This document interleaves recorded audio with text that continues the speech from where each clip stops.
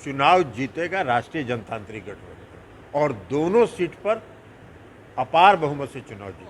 उम्मीदवार हैं, पार्टी चला रहे हैं तो पार्टी चला रहे हैं तो उम्मीदवार उतारेंगे, तो इसमें कहाँ किसी को रोक है। जो 10,000 रुपया 25,000 रुपया जमा करेगा उसको नॉमिनेशन करेगा, इसमें क्या दिक्कत है। बिहार विधानसभा की 2 सीटों पर हो रहे उपचुनाव को लेकर अब तमाम राजनीतिक पार्टियां अपने अपने जीत का दावा अभी से करना शुरू करती है। अगर हम महागठबंधन की बात करें तो महागठबंधन ने सबसे पहले यह घोषणा कर दी है कि इन दोनों सीटों पर यानी कि तारापुर और कुशेश्वर स्थान पर हम ही जीत दर्ज करेंगे। उसी के साथ कल एनडीए ने भी अपने उम्मीदवारों की घोषणा कर दी है। कल एक प्रेस कॉन्फ्रेंस के दौरान एनडीए के तमाम बड़े नेता उस प्रेस कॉन्फ्रेंस में मौजूद थे। एनडीए गठबंधन के जितने भी दल हैं तमाम लोग मंच पर एक साथ दिखे और उन्होंने भी अपने उम्मीदवारों के नामों की घोषणा इन दोनों सीटों पर कर दी है और उन्होंने भी ये कहा है कि हम जरूर जीतेंगे। अब इसी कड़ी में चिराग पासवान भी आ गए हैं। चिराग पासवान ने भी बिहार में 2 विधानसभा सीटों पर हो रहे उपचुनाव को लेकर अपने उम्मीदवारों के घोषणा करने की बात करती है।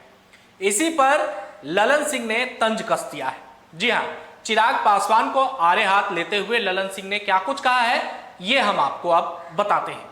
दरअसल जेडीयू अध्यक्ष ललन सिंह ने कहा है कि चुनाव में हर व्यक्ति जीत का दावा करता है, लेकिन एक बात स्पष्ट है कि एनडीए गठबंधन के उम्मीदवार दोनों सीटों पर भारी मतों से जीत हासिल करेंगे। ललन सिंह से जब पूछा गया कि चिराग पासवान भी उम्मीदवार उतारने वाले हैं तो जेडीयू अध्यक्ष ने कहा है कि चिराग अगर पार्टी चला रहे हैं तो वह क्या करेंगे।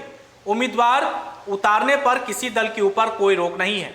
ललन सिंह ने कहा है कि 10 से 15,000 जमा कर कोई भी उम्मीदवार बन सकता है। आपको बता दें कि शुक्रवार को एनडीए गठबंधन की तरफ से अपने उम्मीदवारों की घोषणा कर दी गई है। तारापुर और कुशेश्वर विधानसभा सीट के लिए जेडीयू से उम्मीदवारों के नाम की घोषणा एनडीए के नेता ने संयुक्त प्रेस कॉन्फ्रेंस के दौरान की है। कुशेश्वर से अमन हजारी जबकि तारापुर से राजीव कुमार सिंह को उम्मीदवार बताया गया है। एनडीए की तरफ से उम्मीदवारों का ऐलान किए जाने के बाद बिहार उपचुनाव की सरगर्मी तेज हो गई है। जानकारी हो कि इन दोनों सीटों पर जेडीयू का कब्जा रहा है, लिहाजा दोनों सीटों पर जेडीयू के ही उम्मीदवारों के नाम की घोषणा हुई है। कुशेश्वर स्थान विधानसभा सीट से विधायक रहे दिवंगत शशिभूषण हजारी के बेटे अमन हजारी को जेडीयू उम्मीदवार बनाया गया है। वहीं तारापुर विधानसभा सीट मेवालाल चौधरी के निधन के बाद खाली हुई है। इस सीट पर राजीव कुमार सिंह तारापुर से जेडीयू के उम्मीदवार होंगे। राजीव कुमार सिंह कुशवाहा जाति से आते हैं और वह 3 बार पहले विधानसभा चुनाव सीट से लड़ चुके हैं, लेकिन हार नसीब हुई है।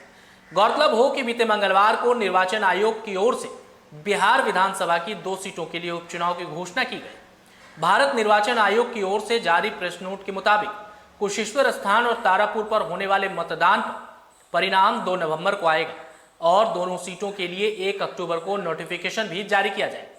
8 अक्टूबर तक उम्मीदवार अपना नामांकन पत्र दाखिल कर सकेंगे।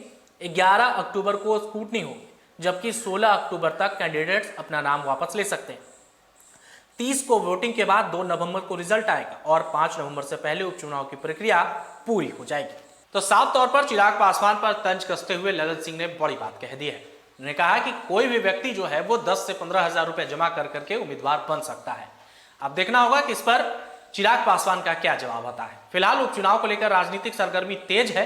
तमाम पार्टियां अपनी अपनी जीत का दावा कर रही है, लेकिन फैसला जो है वो तो जब रिजल्ट आएगा तभी पता चलेगा। राजनीतिक खबरों के लिए आप बने रहिए फर्स्ट बिहार झारखंड के साथ। नमस्कार। नहीं, दावा तो चुनाव हो रहा है तो दावा तो सभी पार्टियां करेंगी, सभी गठबंधन के लोग करेंगे,